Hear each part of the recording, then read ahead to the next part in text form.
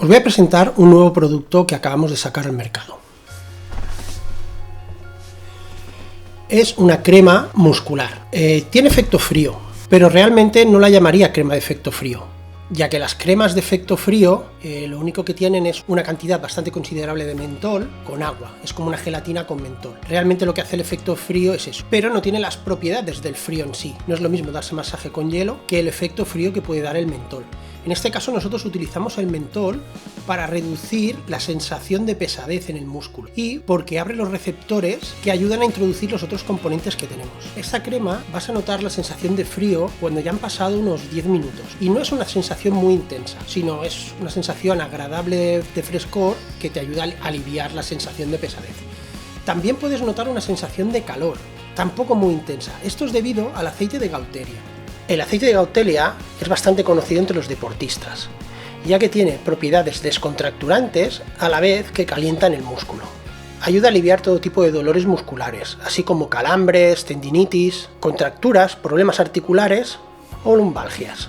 El árnica es otro de los componentes que usamos, por sus propiedades antiinflamatorias y vasoconstrictoras. Mejora la circulación, es tonificante y refrescante. Hemos incorporado un complejo de aminoácidos y colágeno hidrolizado. Estos dos componentes son tan beneficiosos para el músculo y articulaciones como para la piel, ya que hemos querido realizar un producto que, aparte de cuidar el músculo, también tuviera en cuenta la piel, ya que sobre todo cuando hacemos deporte en el exterior es el que recibe los rayos solares, el polvo y todas las inclemencias del tiempo. El alga de fucus actúa tanto a nivel muscular por sus propiedades antiinflamatorias como a nivel externo, lo que sería la piel, ya que tiene propiedades antimicrobianas, antiedad y antiedema. Y sobre todo como componente estrella para la piel utilizamos aceite de cáñamo, que es uno de los hidratantes más potentes que existen hoy en día. Se compone en un 90% de aceites poliinsaturados. Contiene vitamina E, minerales y fitoesteroles. Además de ser un aceite de tacto seco que se absorbe muy rápido, por lo que toda la crema en sí es absorbida muy rápidamente y no es para nada aceitosa. Y por último el mentol, que además de las propiedades refrescantes